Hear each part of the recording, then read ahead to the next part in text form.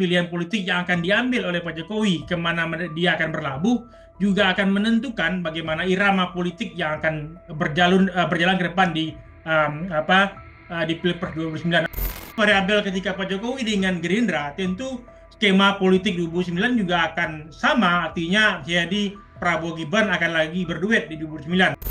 Kalau Pak Jokowi di Golkar, tentu akan terbuka skema politik baru. Oke. Apakah nanti Pak Jokowi akan membuka skema baru dengan figur dia itu, atau mungkin Mas Gibran akan muncul sendiri sebagai calon presiden? Program Tribuners on Focus Tribuners kembali membersamai Anda hari ini bersama dengan saya, Nila Irdah. Tribuners, sejumlah partai politik membuka pintu untuk Presiden ke-7 Joko Widodo masuk sebagai kader partainya. Penegasan ini dilakukan bersamaan dengan secara resminya PDIP mengatakan bahwa Jokowi bukan lagi kader Partai Banteng PDI Perjuangan. Namun Presiden ke-7 Joko Widodo sendiri belum memberikan jawaban ajakan untuk bergabung sebagai kader ke partai manapun. Lantas bagaimana kita bisa melihat peluang Jokowi bergabung sebagai kader partai atau justru bisa membuka partai politik sendiri? Saya akan membahasnya dalam Tribuners on Focus hari ini. Tribuner sudah tersambung bersama dengan saya, pengamat politik Aljabar Strategis, ada Mas Rifki Caniago. Mas Rifki, selamat siang. Terima kasih banyak sudah bergabung. Apa kabar Mas Rifki? Ya, selamat siang, Mbak. Ya, alhamdulillah sehat, Mbak. Sehat, terima kasih banyak Mas Rifki menyempatkan waktunya berdiskusi dalam On Focus hari ini. Mas Rifki, sebelum masuk bagaimana kemudian kans Jokowi masuk sebagai kader partai begitu ya.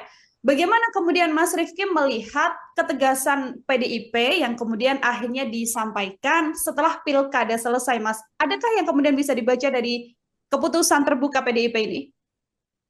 Ya, kalau kita membaca keputusan terbuka dari PDIP tentu juga akan sangat mengejutkan. Mengejutkan mungkin karena pasca pilkada, meskipun isu-isu ini udah mulai muncul ketika pilpres ya, dengan sikap politik yang dipilih Pak Jokowi berbeda dengan PDIP.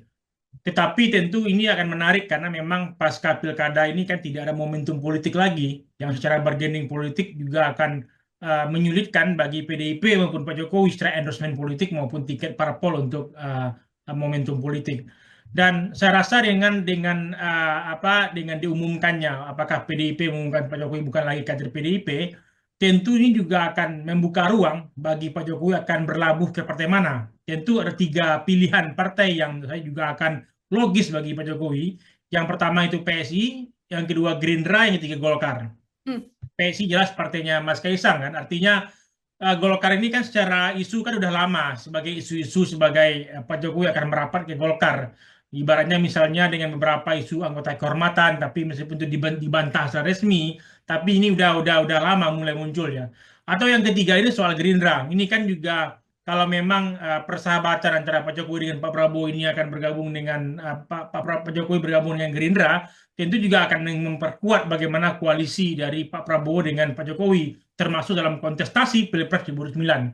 Tapi pilihan-pilihan politik yang akan diambil oleh Pak Jokowi, kemana dia akan berlabuh, juga akan menentukan bagaimana irama politik yang akan berjalan ke depan di Pilpres 2009. Apalagi kalau kita lihat momentum terakhir ini kan Pilkada Jakarta kan yang menang kan Pramdul. Artinya skema politik 2009 lebih awal terbentuk dibandingkan dugaan banyak orang.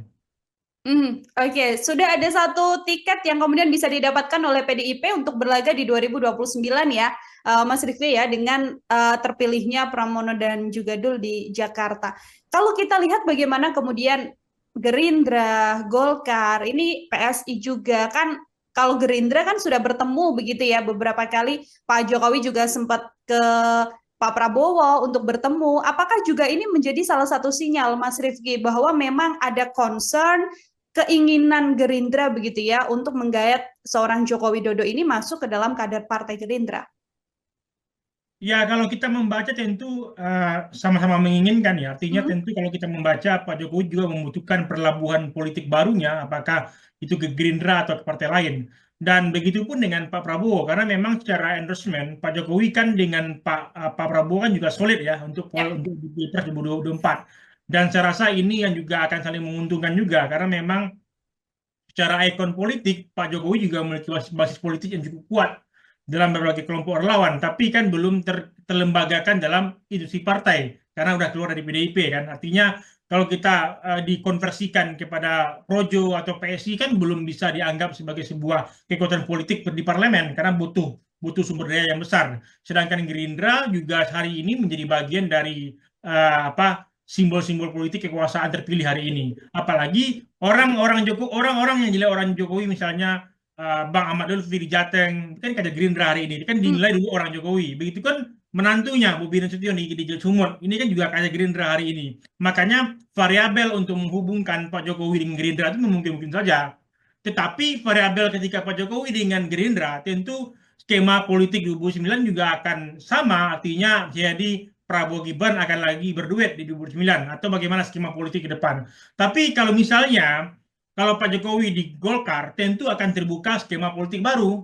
Oke. Apakah nanti Pak Jokowi akan membuka skema baru dengan figur dia itu atau mungkin Mas Gibran akan muncul sendiri sebagai calon presiden? Ini kan mungkin-mungkin saja kan. Artinya tentu banyak hal yang akan terjadi sampai 2009 karena memang pilihan-pilihan yang akan diambil oleh Pak Jokowi di parpol ini juga makin mempercepat skema politik ke depan. Apalagi kalau misalnya Pram dan Dul ini menang, ini juga menunjukkan bahwa pintu masuk bagaimana pintu koalisi antara PDIP dengan Gerindra pun juga terbuka, Mbak. Karena memang ada Pak Budi Gunawan di pemerintahan. Meskipun Pak Budi Gunawan tidak bagian dari PDIP, tapi Pak Budi Gunawan sinonim dari Bu Mega. Kedekatannya sudah lama, artinya tidak bisa membantah bagaimana dekat Bu Mega dengan Pak Budi Gunawan.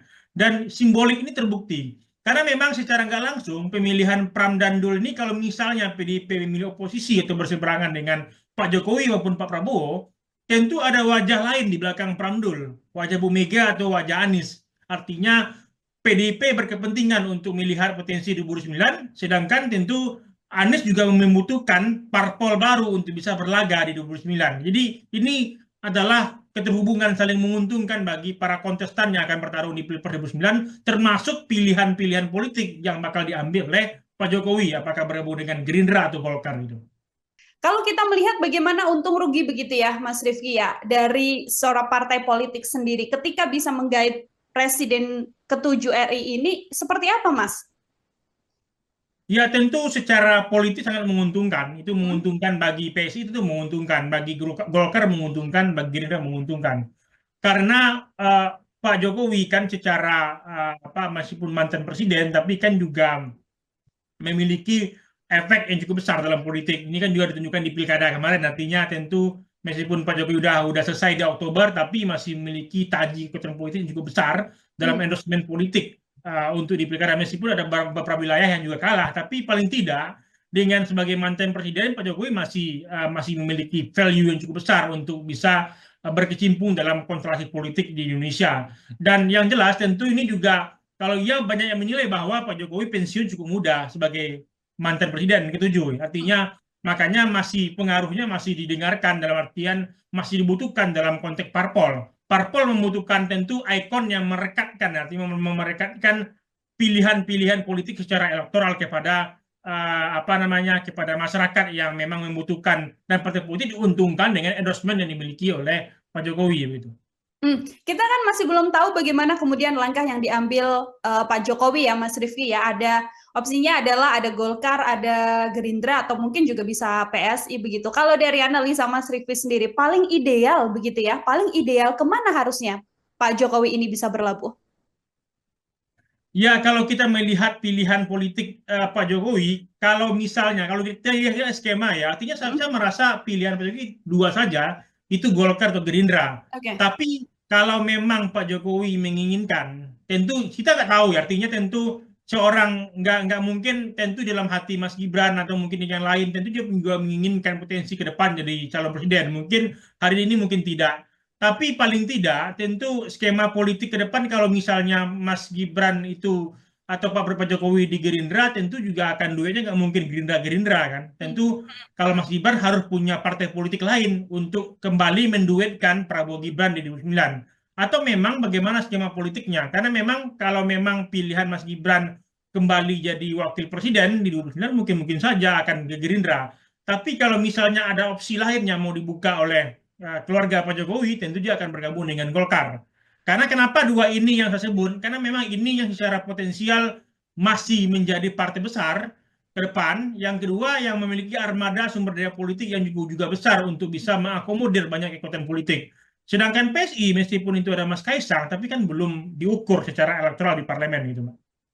Bagaimana kemudian dengan informasi atau sejumlah keinginan dari pihak-pihak tertentu begitu ya Mas Rifki ya, yang menginginkan agar sedianya Pak Jokowi ini membuat partai politik sendiri saja daripada kemudian bergabung dengan partai politik besar yang sudah ada. Adakah peluang juga yang kemudian bisa diambil dengan hal tersebut, Mas Rifki? Ya, Mbak Nila kan juga tahu sendiri kan bagaimana untuk membuat partai pun nggak mudah ya. Ya. Artinya bahkan isu-isu Mas Anies yang akan membuat partai perubahan pun juga nggak muncul hari ini kan. Hmm. Artinya membangun partai kan nggak semudah membalikan telapak tangan. Nggak hanya dengan modal bagaimana value dia sebagai tokoh publik yang cukup terkenal, tapi juga butuh sumber daya dana yang besar, bagaimana membantu jaringan. Ini kan bukan hanya kerja-kerja 2-3 tahun yang akan mampu dilakukan oleh seseorang. Karena kan kalau kita lihat beberapa orang yang mungkin secara finansial besar, bahkan partai ini hari ini juga belum lulus parlemen, juga banyak kayak gitu kan. Artinya tidak hanya bisa dikatakan bahwa untuk membangun parpol nggak hanya soal modal, soal ini, soal popularitas, tapi juga harus membutuhkan kekuatan politik yang besar. Makanya tentu kalau ingin pergerakannya lebih cepat, tentu mengambil atau maksudnya ikut dengan partai yang sudah ada, karena memang sumber daya yang sudah ada. Dan ini ibaratnya simbiosis mutualisme antara dua elemen partai politik maupun Pak Jokowi secara personal. Pak Jokowi diuntungkan karena punya armada baru, sedangkan partai politik diuntungkan karena ada ikon baru. Karena ini kan untuk memperlebar basis pemilih partai politik.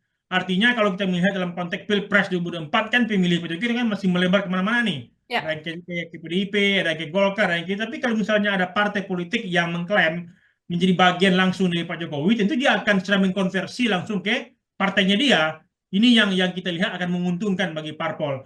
Maka ketika misalnya membuat pilihan lain untuk mendirikan parpol sendiri, ya projo yang udah disusunkan sejak lama kan tidak semudah itu. Karena memang membangun budaya politik, membangun sistem politik yang juga membuat banyak orang terseok-seok pun juga nggak bisa kita andalkan sebagai landasan utama untuk bisa membuat partai politik dan bisa bertarung efektif di 2009. Maka untuk efektif itu partai-partai besar hari ini kan begitu kan. Oke, untuk efektif lebih baik untuk kemudian bergabung partai besar yang memang sudah ada. Di antaranya tadi dua opsinya adalah Gerindra ataupun Golkar. Ada pihak-pihak juga yang mengatakan bahwa ini kan kalau kita lihat sosok Jokowi sendiri meskipun ketika Pilpres kan masih punya KTA PDIP begitu ya Mas Rifki ya. Tapi kan seolah-olah Jokowi ini sudah menjadi sosok sendiri begitu yang mengendorse sejumlah pihak sehingga punya pendukung juga yang banyak. Apakah juga akan ideal apabila Jokowi ini pada akhirnya tidak bergabung dengan partai politik manapun dan bergerak secara politik namun tidak bergabung sebagai partai politik? Dan itu memungkinkan saja, Mbak. Kalau misalnya Pak Jokowi nggak akan bergabung dengan partai politik manapun, tapi yang membuat menyulitkan nanti itu adalah bahwa bargaining Pak Jokowi kan tidak sekuat dulu sebagai presiden. Ya. Karena memang pasca dia menjadi sudah selesai sebagai presiden ke-7, tentu dia juga akan dilihat bahwa seberapa tingkat kepentingan orang elit kepada beliau. Karena tingkat kepentingan elit ini kan ada dua hal saja, Mbak. Dia memiliki kekuasaan di pemerintahan. Yang kedua itu adalah dia memiliki jadi ketua umum parpol. Pertanyaan atau jadi simbol parpol. Artinya ini yang kita lihat karena memang secara elektoral hari ini kan Pak Jokowi memang sangat kuat kan. Artinya dia akan memiliki basis politik yang cukup kuat diberi kelompok menengah bawah di masyarakat. Tapi kan secara elit kita juga harus mengakui bahwa terjadi penggerusan. Artinya tentu orang Pak Jokowi yang memiliki kekuasaan begitu total di waktu presiden tentu pasca lengser tentu juga tidak akan terlalu mayoritas. Akan mulai beberapa kekuasaannya akan berkurang. Makanya saya rasa tentu dengan pilihan-pilihan dia itu akan masuk ke semua kelompok, dia pun juga akan bisa menjadi punya bargaining, Mbak. Kalau dia punya skema politik di 2009, tapi kalau memang pilihan Pak Jokowi itu adalah hanya menikmati bagaimana pasca dia jadi presiden dan menikmati kontribusi dia sebagai dengan memberikan berapa ya kontribusi sebagai mantan presiden, ikut mendukung parpol, ini kan sah saja. Tapi saya rasa tentu Pak Jokowi dengan umur yang tergolong masih muda, tentu apakah masih mempertimbangkan bagaimana opsi-opsi politik yang akan terjadi di 2009 begitu. Oke. Jadi idealnya adalah bergabung dengan partai politik ya, karena tidak hanya akan cukup sosok Jokowi seorang diri ketika sudah tidak lagi menjabat sebagai presiden seperti itu. Terakhir dari saya, Mas Rifki, kalau masuk ke partai politik begitu ya, ini kan yang paling krusial untuk didiskusikan, jabatan apa yang kemudian bisa diemban oleh seorang Joko Widodo, Mas? Ya, kalau saya melihat tentu sebagai anggota kehormatan atau ketua Hmm? Dewan Kehormatan, karena kan sebagai mantan presiden tentu dia juga akan mendapatkan posisi yang strategis. Ya. Strategis dalam artian tentu meskipun tidak memiliki kekuasaan langsung ketika tingkat pengurus, paling tidak dia memiliki value yang cukup besar dalam konteks parpol. Ya, kalau kita kan ketua Dewan Kehormatan, ya kalau di PKS ketua Majelis Syuro, kalau di PKS ya. Ya. Artinya ini kan jabatan-jabatan yang cukup seksi untuk kita lihat, tetapi memang tidak memiliki urusan langsung dengan kepengurusan atau sikap politik partai, tapi dia menjadi simbol. Sekarang partai menjadikan ikon untuk mengambil keputusan-keputusan yang strategis. Maka saya rasa ini mungkin-mungkin saja. Artinya kalau misalnya kita lihat Gerindra pun juga kosong kan ketua dewan Hmm. pembinanya. Artinya kalau kita Golkar pun juga akan ada kemungkinan membuka ketua dewan kehormatan. Jadi saya rasa kalau Pak Jokowi akan berlabuh ya mungkin ke Gerindra atau ke Golkar. Karena memang ini opsinya secara ruangnya masih ada. Karena ketua pembina kan masih Pak Prabowo hari ini kan. Hmm. Jadi Pak Jokowi akan jadi ketua pembina Gerindra atau ke Golkar jadi ketua dewan kehormatan Golkar begitu, Mbak. Oke. Ketua Dewan Kehormatan, ini kita sama-sama menantikan ya Mas Rifki ya. Belum ada jawaban terbuka dari Jokowi kemana akan berlabuh, apakah mengenakan jaket Partai Beringin ataupun kemudian bergabung dengan Partai Gerindra seperti itu. Mas Rifki, terima kasih banyak untuk kesempatannya, luar biasa sekali hari ini berdiskusi dalam Tribun Sound Focus. Semoga di lain kesempatan ada waktu kembali untuk berbincang. Selamat siang, selamat beraktivitas kembali Mas Rifki. Ya, Mbak. Oke Tribuners, itu tadi obrolan saya bersama dengan pengamat politikal Jawa Barat strategis Pak Rifki Caniago. Nantikan obrolan saya dengan sejumlah narasumber lain dan tema-tema lain hanya dalam Tribun Sound Focus. Saya Nila Irda, pamit undur diri. Terima kasih banyak dan sampai jumpa. Download Tribun X sekarang. Menghadirkan lokal menjadi Indonesia.